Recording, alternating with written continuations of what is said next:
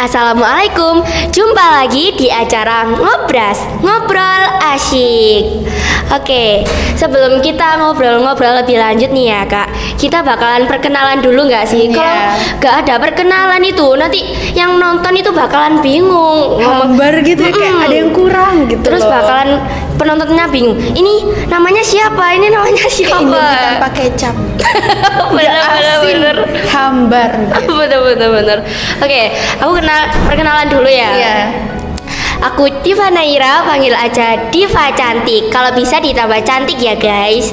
Dan aku ditemani oleh kakak tercinta dan tercantik. Halo, aku Jihan Zaira Maharani. Kalian bisa panggil aku Jihan. Oke. Jadi kak, sebelum kita memulai ngobrol lebih dalam juga, kita bakalan basa-basi terlebih dahulu. Biar nggak basa-basi apa tuh? Biar nggak terlalu tegang gitu loh. Iya, kita canggung banget ya kayaknya. Iya. Dari tadi itu kayak ketawa-ketawa gak jelas. Karena buat meredakan ketegangan ini gitu loh. Dan bisa lebih akrab lagi gitu. Iya. Oke, kak, kok kelihatannya itu mukanya pucet gitu tuh kenapa sih? Aku tuh belum sarapan, Div. Dari malam lo gak makan. Oh, kok bisa gitu sih? Aku dari malam tuh ketiduran. Jadi kayak gak kepikiran makan, terus udah langsung tidur gitu. Terus berarti tadi gak sarapan juga? Enggak, paling cuman ngemil Coco Crunch dikit. Sereal. Kok bisa sih? Kalau jadi aku ya, malamnya itu makan nasi banyak, terus paginya itu masih tetap lapar. Karena Diva itu pikirannya makan terus, jadi nggak kenyang gitu loh perutnya. Penuh. Iya, emang dari dulu itu aku pikirnya tuh makan. Nanti traktir ya. Traktir apa ya? Semua yang ada di kantin bisa nggak? Gimana ya? Nanti aku pertimbangin lagi ya kalau soal traktir itu ya. Dihubungin lagi ya, bisa kali. Oke. Daripada bahas traktiran aku yang tegang sendiri, jadi kita langsung aja ya. Kita tuh sebenarnya mau ngobrol apa sih? Kok dari tadi itu masih basa-basi terus nggak lanjut ke topiknya gitu loh. Karena kita harus meredakan ketegangan dulu sih pasti. Oh iya sih, Dan kita bakal bahas proses menjadi IPM itu gimana sih, Div? Proses menjadi IPM, kayak cara masuknya itu kayak gimana, terus pas udah masuk IPM itu kayak gimana gitu dah. Acara-acara IPM, terus syarat-syarat menjadi IPM itu apa aja? Kita bakal jelasin di sini. Oke. Boleh nggak ceritain pengalaman kakak kepada semua ini, kayak proses jadi IPM kan ini Kak Jian jadi IPM kan salah satu anggota dari IPM gitu. Jadi sebenarnya aku tuh nggak terlalu banyak pengalaman pas tes, soalnya aku tesnya itu online karena aku lulusan wisuda. Aku lulusan COVID. Oh iya. Gak seru. Iya, jadi kayak kita tesnya itu pakai video call, kita tanya jawab pakai video call juga gitu. Terus pas udah waktunya tes, Kak Jian ini jawabnya jelas atau kayak ragu-ragu gitu sih? Sebenarnya nggak ragu-ragu sih, cuman deg-degan aja. Tapi karena kakak kelasnya juga baik-baik banget, jadi aku kayak ini kakak kelasnya ramah, ya udah aku nggak mau kayak menyia-nyiakan kesempatan ini gitu. Jadi pas tes itu udah kayak tegas. Iya, harus kayak gitu. Jadi kamu sendiri gimana? Kan kamu juga baru kan masuk IPM, dia itu jadi kelas 7, gimana tuh? Nah kan kalau aku nih beda server lagi sama Kak Jian. Kalau Kak Jian kan tesnya online ya. Kalau aku itu offline, jadi langsung tatap muka langsung sama kakak IPM gitu.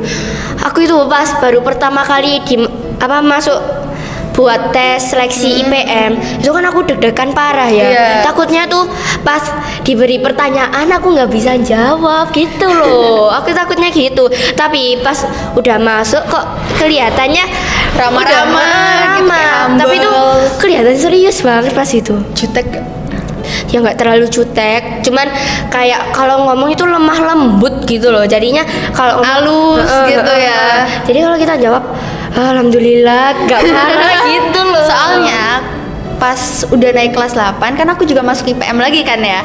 Dan itu pun nggak ada tes pas offline-nya gitu, nggak diwawancara. Jadi diseleksi aja. Gitu. Jadi gak ada tes lagi gitu. Nggak ada, cuman pas kelas 7 doang. Jadi buat adik-adik kalau kelas 8 pas mau naik kelas 8 masih tetap ingin lanjut IPM, jadi nggak perlu susah payah kayak pertama menjawab tesnya. Jadi gak terlalu susah payah pas kayak pertama itu loh. Kalau pertama kan masih takut gitu. Kalau sekarang mah enggak, santai. Tapi aku boleh nanya gak sih? Nanya aja, silakan. Alasan kamu masuk IPM itu apa sih? Kalau pertama ya, aku cuman ingin menambah pengalaman gitu loh. Kayak mamaku itu dulu pas SMP, SMA selalu ikut organisasi kayak gitu. Nah, terus mamaku tuh nyuruh aku buat masuk IPM, lumayan buat nambah pengalaman. Apalagi pas sudah aku masuk IPM, itu nggak terlalu kayak ribet gitu ya. Dan itu sangat sesuai ekspektasiku. Seru ada, terus ada ilmu-ilmu yang masuk ada. Sedihnya ada juga sih. Iya, sedihnya ada. Pas LDKS apalagi. Iya. Kalau kalian nih ya pas udah masuk IPM jangan sampai nggak ikut LDKS. LDKS itu acara terseru pas ada di IPM. Iya benar-benar. Terus apalagi pas LDKS itu kan nginep kan ya. Iya, kita tidurnya di tenda. Terus ketemu tidurnya tuh nggak sama satu sekolah kan? Kita sama beda-beda sekolah. Jadi kalian bisa mengenal satu sama lain yang di beda sekolah, nggak cuma di Mugaru. Iya betul. Jadi pas itu aku kan juga baru pertama kali ya LDKS.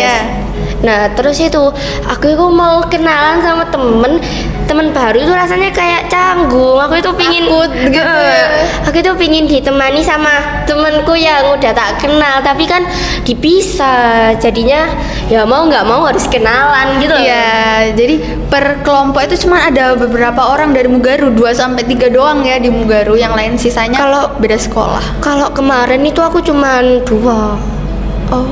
Jadi aku nggak tahu, aku lupa loh berapa yang kemarin tuh, kayaknya 3 deh. Nah kan pas udah masuk IPM ini kita itu bakalan banyak menjadi kita bakalan dapat pengalaman yang banyak pokoknya.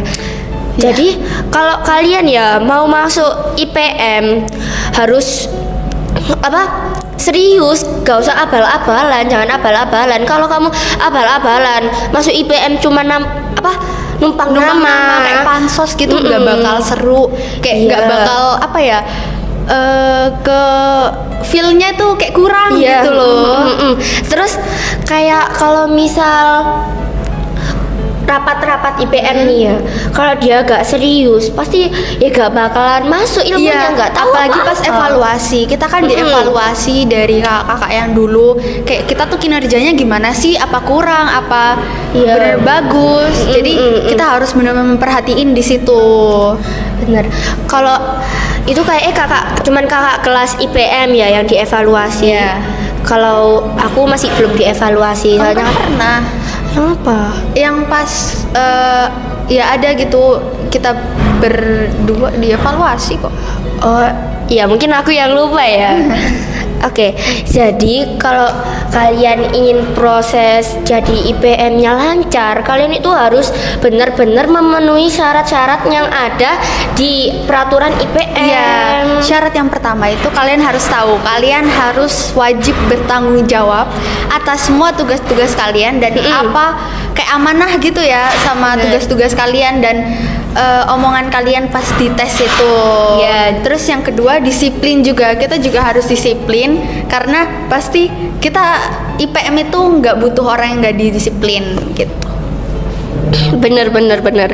Jadi ya kalian itu harus benar-benar serius dan menjalankan tugas dengan sebaik mungkin. Kalau misal proker kalian ada yang salah ya, kayak susah gitu, kayak bingung, aduh ini harus digimanain ya prokernya. Ya itu bisa langsung bilang ke pembinanya. Kalau nggak ketuanya juga bisa. gak bakalan dimarahin kok. Karena pasti pembina terus ketuanya itu ramah-ramah, hamba, siap membantu. Terus ya bakalan juga tahu kalau kita lagi kesusahan. Iya, karena kita kan baru pertama kali masuk organisasi ya mungkin. Dari SDC kalian mungkin nggak ada yang kayak OSIS atau IPM gitu. Jadi ya kita harus mempelajarinya itu di SMP Mugaru ini. Benar. Jadi buat adik-adik nih ya, kalau bisa masuk di organisasi IPM, itu udah best banget. Pasti kalian bakal dikenal buat sama banyak orang ya pastinya. Iya benar-benar. Apalagi kalau udah kakak kelas nih ya, kakak kelas IPM, pasti bakalan main-main sama adik kelas pas awal fortasi dan itu. Meskipun kita udah alumni IPM ya mungkin, kita bakal tetap diajak untuk bareng gitu loh. Ada acara bareng sama IPM yang baru. Bener. Terus bakalan disuruh nyeritain pas jadi IPM itu kayak gimana. Iya, jadi kalian tuh kalau misalnya mau cerita ke anak-anak kalian mungkin ya. Itu pasti ada cerita yang mengesankan gitu loh di SMP Mugaru ini menjadi IPM. Gitu. Oke, Kak. Jadi kesimpulannya kalau mau jadi IPM, proses jadi IPM itu tuh gak terlalu rumit kalau kalian itu mau. Kalau misalnya kalian kayak udah aku cuman masuk ke sini kayaknya coba nyoba-nyoba doang nih, terus pas udah masuk gak niat tuh ya sama aja, gak ada tujuannya gitu loh. Bener, numpang nama doang, tugasnya gak dijalanin. Prokernya gak jalan gitu ya, parah itu. Iya benar. Oke Kak, kan ini waktunya masih banyak nih ya. Mumpung kita satu bidang. Iya, kita satu bidang, kita bendahara Pride. Bakalan ngomong-ngomong tentang bendahara dikit kali ya. Yang buat adik kelas besoknya bakalan jadi bendahara. Yang gitu. Pernah jadi bendahara mungkin ya. Karena jujur aku tuh belum pernah jadi bendahara sekalipun. Dan itu buat aku kagok beneran sih, kayak ini aku harus gimana ya kalau jadi ketua bendahara. Aku tuh sempat bingung, kayak aku nanya ke kakak kelas aku, Kak ini gimana, aku nggak bisa jadi bendahara, bisa nggak aku jadi KDI aja kayak kemarin. Kan aku juga KDI, jadi otomatis aku tahu proker-prokernya apa aja dong. Nah yaudah, terus dibilang sama kakak kelas aku, nggak apa, kamu coba tanya-tanya aja ke alumni IPM yang bendahara gitu, yang jadi bendahara. Dan akhirnya diajarin pelan-pelan harus ngapain itu, akhirnya aku bisa. Dan aku jadi sama kayak kamu deh. Jadi kita tuh satu bidang guys. Kajian itu ketua bendahara dan Diva itu sekretaris. Gitu. Jadi kalau misal ini ya kan, yang ketua sama wakil kan bakalan beda kelas. Tapi bidangnya sama. Nah itu bakalan dibagi tugasnya. Kalau yang lebih tua kakak kelas itu bakalan dijadiin ketua. Tapi tergantung sih sebenarnya. Tergantung. Ini ada anak IPM juga ya yang jadi ketua tapi masih kelas 7. Bener-bener. Ya tergantung anaknya kayak gimana. Iya gitu betul loh. Kalau misalnya kalian udah dipercaya banget nih sama kakak IPM-nya, kalian udah nggak usah ragu-ragu deh masuk IPM. Bener. Pasti kalian itu bakalan dibangga-banggain. Oh ini loh anak IPM. Iya ini anak kelas 7 udah jadi ketua aja, udah jadi ketua bidang. Bener, pasti bakalan dibangga-banggain banget, apalagi masih kelas 7. Iya betul banget. Oke. Jadi kalau kita mau masuk ke IPM, kita balik lagi ya ke topiknya.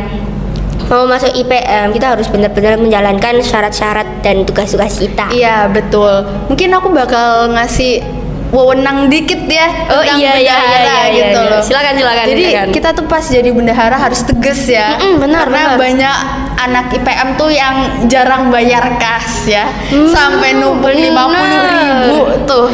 Iya 50.000. Oh iya 50.000 sampai ada loh. Ada 60 juga. Aku bingung mau ditagih juga, kayak ini nih anak kok maju mundur mulu. Iya gitu, mau nyamperin di kelasnya tapi nanti takut gitu.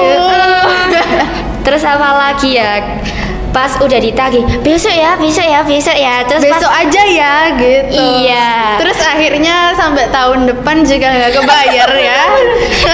Tapi yang paling enaknya itu kayak temanku itu langsung bayar uang kas semuanya. Iya, sumpah aku ada kan teman kamu ya bayarnya sampai Juni, guys.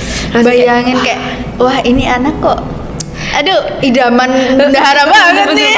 Bener. Aku langsung kayak, hah, kamu beneran? Saya nggak percayanya, soalnya juara banget anak yang bayar kas sampai lunas. Mungkin dipikirannya kayak udah deh biar nggak bayar lagi, biar nggak ditagih lagi. Bener. Ya, oke, kita akhiri dulu soalnya ini waktunya udah selesai. Iya. Kalau kalian masih ada yang mau bertanya, silakan tanya aja. Nanti bakalan dijawab oleh kakak-kakak yang lain. Mungkin kalian bisa DM Instagramnya IPM ya. Jadi benar. Kita bisa bantu buat kalian. Oke, thank you so much guys udah dengerin ngobras kita kali ini. So, see you. Terima kasih.